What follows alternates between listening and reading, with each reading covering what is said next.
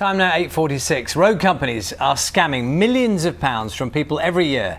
That's according to new figures from the Insolvency service. In the last 3 years alone, close to 2,000 people in England and Wales have been scammed, raking in over £28 million. Home visits, pushy phone calls, aggressive sales tactics are just some of the methods being used to try and capture people.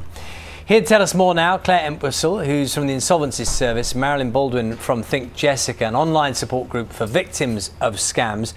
What are the figures telling you? You're shutting down companies that have been scamming people. Yes, absolutely.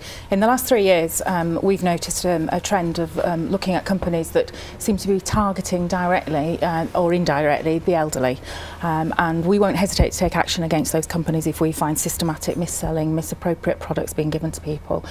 So we petition the courts to close down those companies, and as we've said, 78 companies in the last 3 years specifically targeting the elderly. And can you give us an idea of the sort of schemes they're running? What have you looked at? Well, they vary. There are products. So we've got companies selling alarm systems to people on the fear of crime, pretending that they've surveyed their area and they're particularly at risk. So that gains them access into homes. They sell them alarm. Sometimes they say the alarm is £1, but when they get in there, they sell them the monitoring system for upwards of £6,000. There are mobility products, selling motor scooters, adjustable beds, stair lifts, products like that. But there's also investment scams, particularly targeted at the elderly who might have some money from retirement and actually in these economic climate trying to eke it out a bit further, so they're looking for a return on an investment such as land banking, which is where they invest in a plot of land on the basis that that plot of land will increase in value because it's going to get planning permission, which the company isn't even applying for. Goodness me, Marilyn, you have actually experienced this with your mother, haven't you, of a salesperson? What sort of thing? Yes. What sort of tactics did they use? What was it like? I mean, my mother obviously was a scam mail victim, but she was sort of vulnerable to any types of scams. And on one particular occasion, I was there, and I didn't realise I could get a stair lift for her through social services, so I applied to get a salesman to come and give us a quote.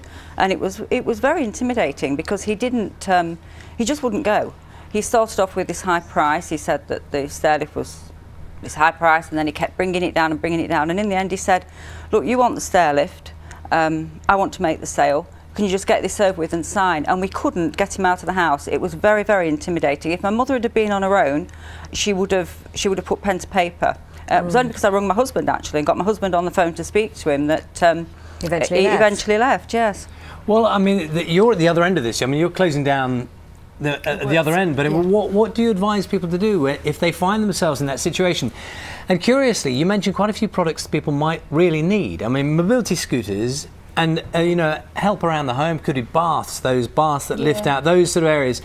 People need those things, don't they? So it's playing into people, possibly in areas they think they need to buy something. Might as well do it now. Yeah, I think the advice would be, I mean, your mother had someone with her, but you did the right thing. If somebody is being persistent with the sale and you want to think about it, and you should think about it, these are thousands of pounds worth of products, and it's a big amount of money. You need to think about it. You need not to be afraid to say no.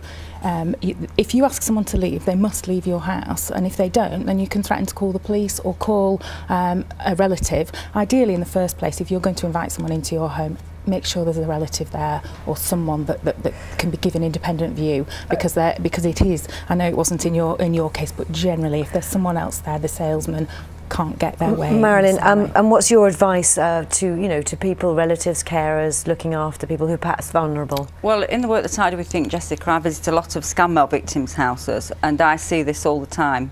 People have been pressure sold into buying things that they don't actually want and can't afford in a lot of cases. And a lot of these people are socially isolated. So my advice would be to bear in mind that these people are actually paying for the leads, so they are going to keep pushing you and pushing you. And as you said there, get somebody if you can with you, even if it's your social worker, a neighbour, anybody there. Don't sign up on the day. You know, take some time, think about it, but do not sign up for anything on the day. Don't be afraid to be rude. Sometimes I think people that, you know, no, it's okay just to say no constantly, and I think that works, that's doesn't it? why the elderly are particularly vulnerable. They come from a generation where they take people at face value, they trust people, and they're polite. They don't want to say no, but that's our advice. Don't be afraid to say no. Hang up on them if it's pushy telephone sales. Don't let them into the house in the first place is really the thing. It's the best. Thank you. Very good advice.